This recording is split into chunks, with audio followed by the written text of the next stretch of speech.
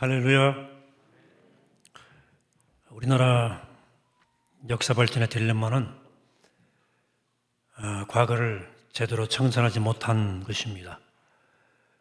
우리 현대 정치사에서 정권이 여러 번 교체가 되었습니다. 그 와중에 감옥에 들어간 전직 대통령이 무려 4사람입니다.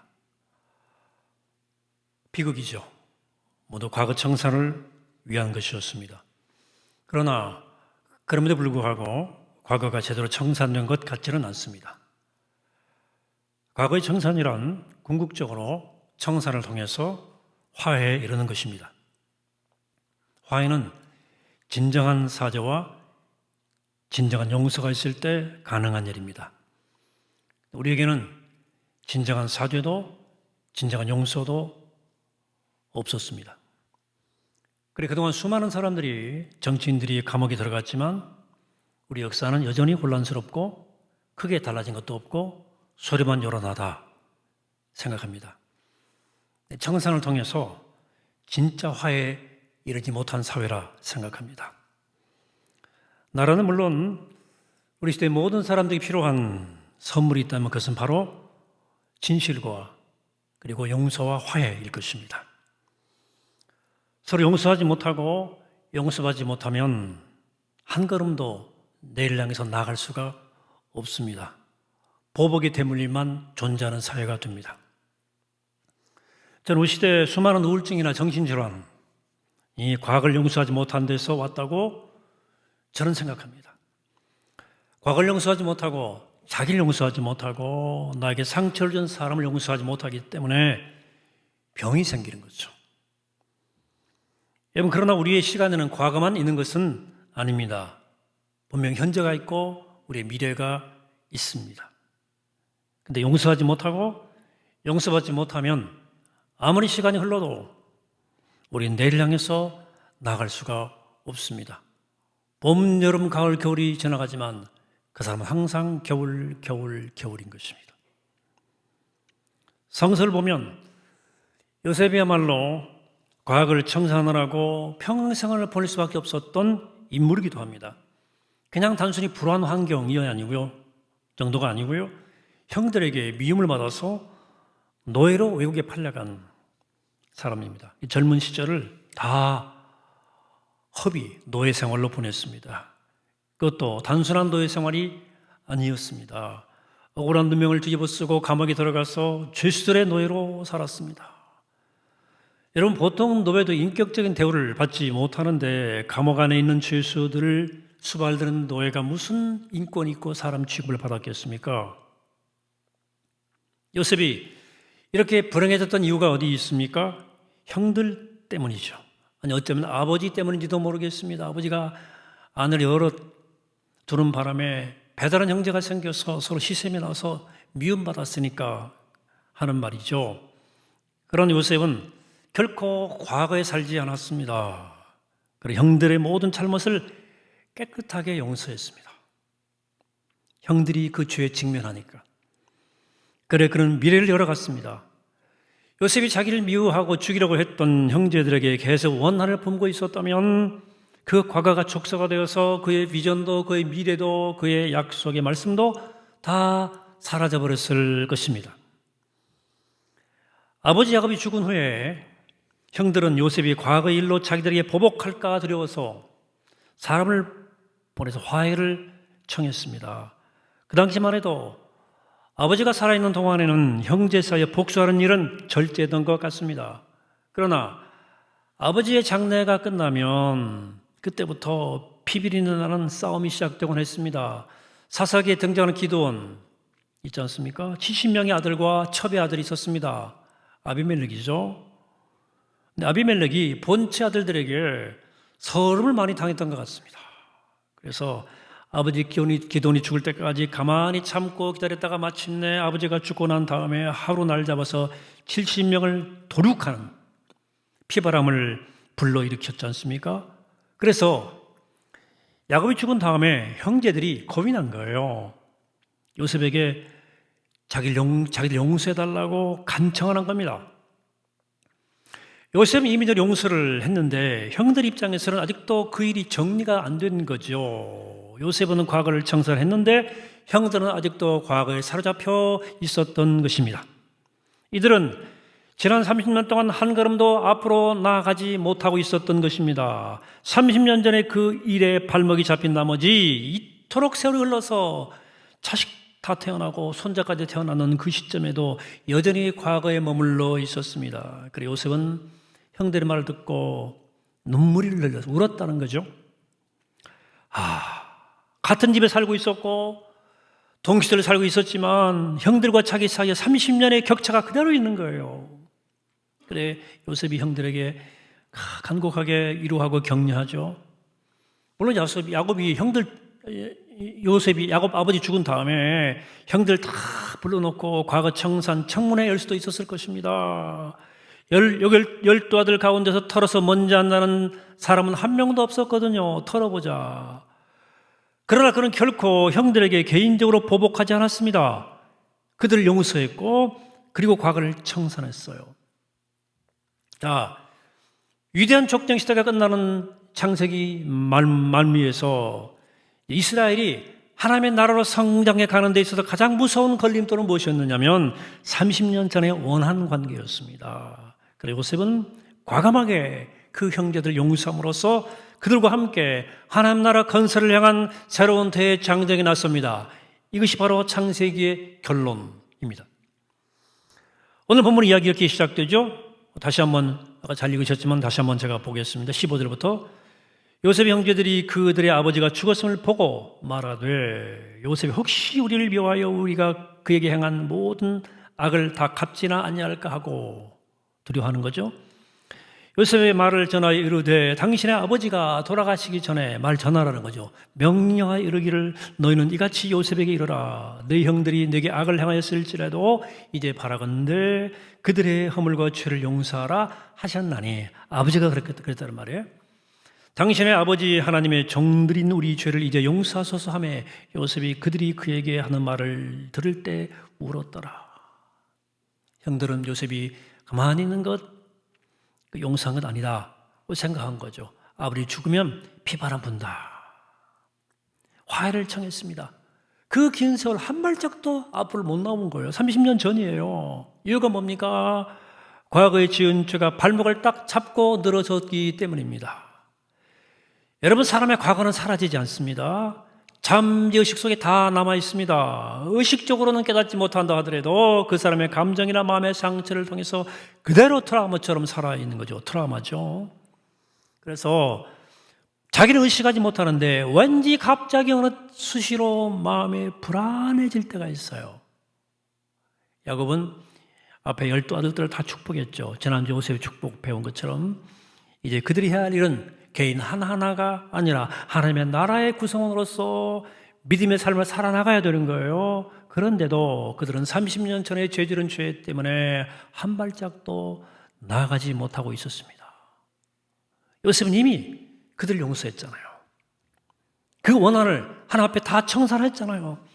그러나 형들에게는 청산된 것이 아무것도 없었습니다. 그들에게는 과거의 죄가 전혀 해결되지 못한 채 그대로 남아 있었습니다. 그리고 요셉이 그 화해를 청하는 형들의 말을 듣고 울었다는 거예요. 왜 울었겠습니까? 자신에게는 완전히 끝난 문제인데 형들은 거기서 여전히 해방되지 못한 채 그렇게 사랑하는데도 풍성한 삶을 살지 못하고 두려움과 공포에 떨고 있었기 때문입니다. 요셉은 형들을 사랑해서 풍성한 곡식을 주었습니다. 풍성히 주었습니다. 그 자녀들과 가축들에게까지 양식을 넉넉히 주었습니다. 풍성히. 그런데 형들은 이 풍성한 사랑을 받으면서도 마치 바늘방석에 앉은 사람들처럼 두려움과 불안으로 그 세월을 보내는 거예요. 저게 미운 놈 떡 하나 더 주는 거지. 저거 나중에 잡아먹으려고 그러지. 이러면서 믿지 못하고 긴 세월을 보낸 겁니다. 그들은 요셉의 사랑을 사랑으로 받아주지 않았어요. 믿지를 못하는 거예요. 여기 몇 가지 문제가 있습니다. 생각을 문제죠. 첫째는 우리가 어떤 중요한 전환점 맞이할 때마다 우리의 발목을 잡고 늘어지는 것이 있습니다. 과거의 상처예요. 형들은 지금까지 그런 대로 잘 지내는 것 같았습니다. 근데 족장시대가 끝나고 이제 새로운 시대가 도래했을 때 이 전환점에서 과거의 죄 때문에 움츠러들고 심한 죄의식에 빠져서 조금도 움직이지 못하는 거예요. 내일을 향해 못 나가는 거예요. 여러분, 우리에게 주어진 시간들은 다 똑같은 시간이 아닙니다. 우리 시간 가운데 카이로스가 존재합니다. 인생의 몇 번 중요한, 평생에 몇 번 굉장히 중요한 결정을 내려야 할 시점이 맞이하게 됩니다. 뭔가 결단을 내려야 될 때, 결정지어야 될 때, 그리고 앞을 향해서 도전하면서 도약해야 하는 시기가 우리 인생 가운데 있습니다. 그런데 마음속에 상처가 있고 뿌리 깊은 죄의식이 있는 사람은 그럴 때 딱 뒤로 물러서요. 그때 오히려 피할 곳을 찾고 쥐구멍을 찾고 책임을 회피하려고 그럽니다. 그만큼 마음이 병들어 있는 겁니다. 그래서 사람은 겉사람이 아니고 속사람이 중요한 거예요. 속이 병든 사람은 결정의 순간에 뒤로 물러납니다.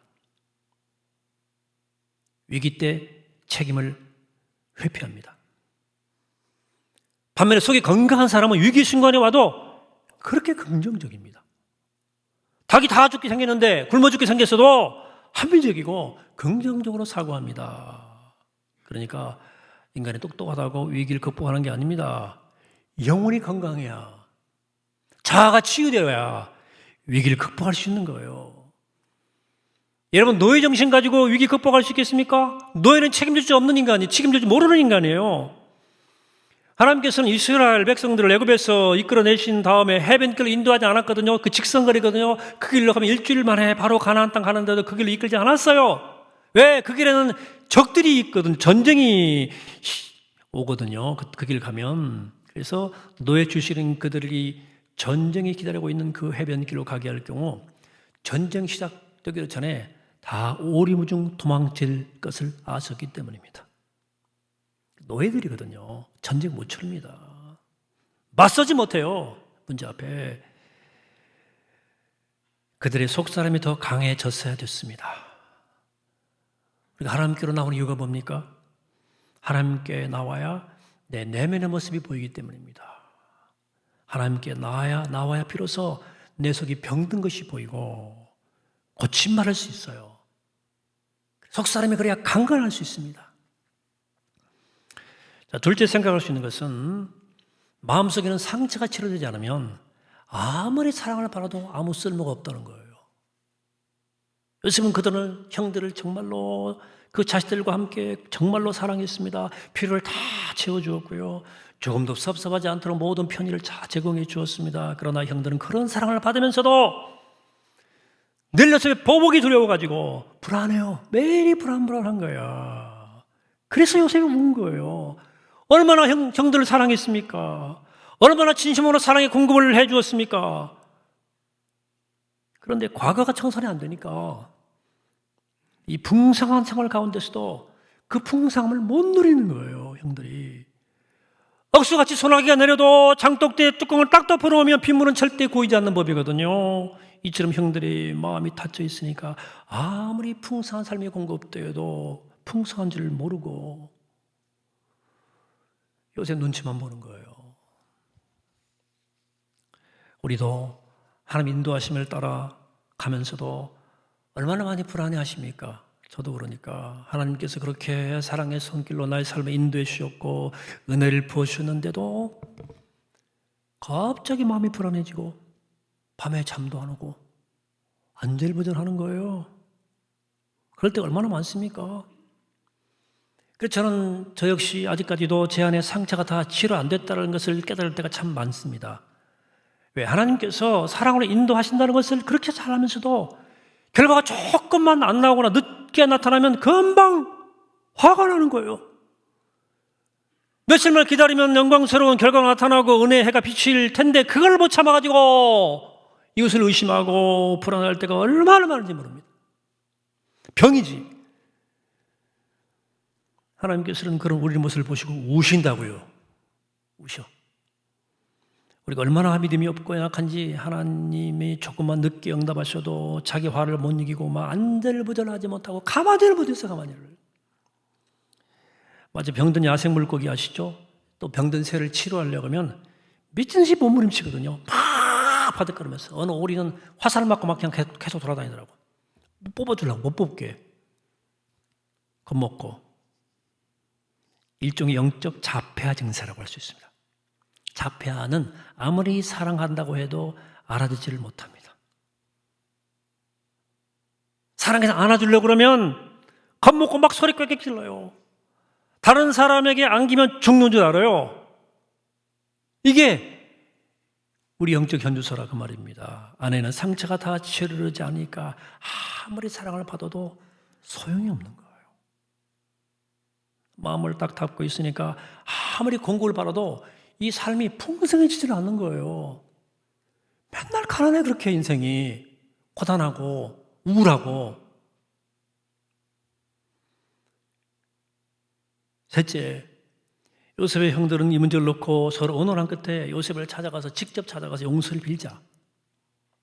우리가 그의 종이 되자 이렇게 결정을 했습니다. 참 잘한 일입니다. 18절입니다. 10장. 그들이 형들이 또 친히 와서 요셉의 앞에 엎드려 이르되 우리는 당신의 종들입니다. 자, 사람 머리에 화해를 청했지 않습니까? 근데 요셉이 그냥 아무 말하지 않고 울더라는 거예요. 이 말을 듣고는 형들이 깜짝 놀란 겁니다. 제법 격식 갖춰 사람을 보냈거든요. 쭉 설명했죠. 당신의 아버지 하나님의 종들의 죄를 이제 용서하소서라고 화해 신청했거든요. 근데 갔다 온 사람이 하는 말이 요셉이 아무 말 않고 그냥 울기만 합디다. 형들이 어이구 큰일 났다. 괜히 상처를 건드렸는가 봐. 요셉이 이제 울기까지 한대. 우리 다 죽었다. 가보자. 자, 별 생각 없이 용서해 주기를 바라고 사람을 보냈는데 그 말에 울기까지 했다는 것을 보면 아직도 과거 일이 사무치게 있다고 본 거죠. 공연히 아픈 상처를 건드렸다고 본 거죠. 그래서 아예 직접 달려가서 자기들이 요셉 앞에 넙죽 엎드렸어요. 이거 잘한 일입니다. 왜냐하면 이렇게 하지 않았더라면 후에도 계속해서 불안한 마음으로 살았을 겁니다. 여러분, 체면 때문에 마음 감출 필요가 뭐 있겠습니까? 체면 뭐 생각해요? 차라리 직접 찾아가서 엎드리는 것이 좋죠. 우리 마음속에 이런 불안한 게 있을 때는 몇 번씩이라도 하나님 앞에 나아가서 확인받을 필요가 있습니다. 그건 하나님 편의 문제가 아니고 내 편의 믿음의 문제거든요. 아이들이 뭔가 의심이 나면, 아이들은 부분이 있으니 뭔가 의심나는 부분이 남아있으면 계속 몇 번씩 질문하지 않습니까? 아빠 약속했는데 무슨 뜻인지 모르면 알 때까지 묻습니다. 그 뭐예요? 이건 뭐예요? 묻습니다. 자기 의심이 사라질 때까지, 완전히 사라질 때까지 끈질기게 물어봅니다. 우리도 하나님께 그렇게 해야 되는 거예요. 요셉 형들이 그랬습니다. 이미 요셉은 용서를 했어요. 그러니까 본인들이 불안한 거죠. 형들이 불안한 거예요. 그렇게 불안할 때는 직접 가서 물어보는 거 좋아요. 그들은 처음에 요셉의 태도를 보고 요셉이 용서했다라고 확신했는데, 그런데 상황을 쭉 보니까 또 마음이 불안한 거예요. 두려운 거예요. 운다 그러고. 그래서 함께 의논하다가 아예 요셉 앞에 나가서 무릎을 꿇고 우리가 당신 종 되겠습니다라고 고백하자. 그렇게 해서 이 행위를 통해서 재화해 자리가 열렸고 과거의 사슬을 끊고 미래로 나간 겁니다. 이 집안이 미래로 나간 거예요. 여러분, 그러므로 마음속에 의심 가는 부분이 있습니까? 몇 번씩 확인해서라도 해결받는 게 좋습니다. 회개했다 하더라도 자꾸 의심이 나고 그러면 하나님 앞에 나가서 또 회개하세요. 또 기도하세요. 잘 모르겠으면 확신이 생길 때까지 기도하시고 또 회개하세요. 이건 하나님이 변덕스럽기 때문이 아니라 여러분들에게 믿음이 없기 때문입니다. 몇 번씩이라도 나가서 하나님께 과거를 청산하라고 말입니다. 과거를 끝내버려라. 끈질기게 계속해서 회개하세요. 그래야 미래를 향해 나갈 수 있고 영광스러운 하나님의 나라를 여러분들이 바라볼 수 있는 거예요. 형들이 두려워 떨면서 용서를 구했을 때 요셉이 어떻게 그들을 대했습니까? 오늘의 키 센텐스입니다. 13문장 같이 읽겠습니다. 요셉이 그들에게 이르되 두려워하지 마소서, 내가 하나님을 대신하리니까. 당신들은 나를 해하려 하였으나 하나님의 것을 선으로 바꾸사 오늘과 같이 많은 백성의 생명을 구원하게 하시려 하셨나니. 유명한 말씀이죠. 요셉은 형들을 인간적으로 위로하려고 하지 않았습니다. 다 지난 일인데 뭘 형님들 그러십니까? 라고 말하지 않았습니다. 하나님의 은혜 가운데 이 모든 것을 해석하고 해결하려고 했습니다. 요셉의 믿음은 뭐죠? 삶에서 겪는 좋은 일이나 나쁜 일이나 모든 일이 하나님의 손에서 합력하여 선을 이룬다는 믿음이죠. 결국은 선이 될 거야. 주위 사람들이 자기가 악을 행해도 하나님은 그 악을 팍고 선을 이루신다는 믿음이에요. 그래 요셉은 사람들을 미워하지 않았습니다. 형들은 요셉을 실제로 해치려고 했거든요. 요셉은 형들의 그 악한 행위 때문에 아까운 젊은 인생을 다 밑바닥에서 불행하게 보냈지만 요셉은 이 모든 것이 하나님께서 자기를 통해서 많은 사람들을 구원하기 위해서 하신 과정이었다는 것을 알았고 그의 노예 생활은 그가 받은 약속의 말씀이 성육신 되는 과정이었거든요. 물론 요셉의 형들의 행위는 악했습니다. 그러나 하나님께서는 그 악을 바꿔서 선을 만드셨어요. 그런데 이제 와서 요셉이 형들의 잘잘못을 따지려 든다면 하나님보다 더 높은 위치에 앉는 거거든요. 그래서 내가 하나님이 되겠습니까? 이렇게 말했잖아요, 요셉이. 근데 우리의 문제는 여기 있어요. 내 실수나 잘못 때문에 또 남의 실수나 잘못 때문에 큰 어려움과 고통에 빠지게 되었을 때 하나님께서 그 어려움과 악을 바꿔 선을 이루어 주셨어요. 그런데 우리는 그때부터 잘잘못을 따지기 시작합니다. 그때 내가 그렇게 안 했어야 되는데, 내가 그 인간 안 믿었어야 되는데, 그 사람이 왜 나한테 그런 짓을 했지? 하면서 다 끝난 일을 들추어내요. 내 가슴 막 치고 막 옆에 있는 사람 막 안에 눈을 찌르고 막 남편 눈 찌르고 애들 막 콧구멍 쑤시고 막 그래요. 그래 직성이 풀리는 거야. 상황은 다 끝났어요. 종료됐어요. 하나님께서 악을 선으로 바꾸셨어요. 그때부터 심판을 인간이 시작하는 거예요. 내가 하나님 자리에 앉겠습니까? 요새의 말은 그런 말이에요. 이것은 하나님보다 내가 더 거룩해지겠다. 내가 하나님보다 더 완전해지겠다는 행위입니다. 하나님께서 악을 바꿔 선을 이루셨을 때 우리가 주의할 일이 하나 있습니다. 일이 다 끝난 다음에 평가에 열어가지고 내가 하나님 자리에 앉는 거예요. 이건 제가 수없이 반복했던 제 인생의 실수입니다. 하나님께서 모든 일을 다 좋게 끝내셨어요. 그 생각하면 그렇게 감사하고 기쁠 수가 없어요. 그러면 그때부터 하나님만 바라보고 그동안 나에게 섭섭했던 일들, 상처 준 사람들 다 덮어줘야 되는데 우리 그때부터 하나하나 짚기 시작하고 마음으로, 입으로 심판하기 시작하는 거예요. 이건 마치 주인공이 멋진 연기를 하고 그 연기를 마무리를 해서 무대가 다 끝났는데 엑스트라가 또 나와가지고 무대를 휘저는 거예요. 망쳐놓는 것 똑같습니다. 주인공이 최후를 멋지게 다 장식했으면 진한 감동을 박수 치고 끝내야지. 왜 엑스트라가 뛰쳐나와 다시?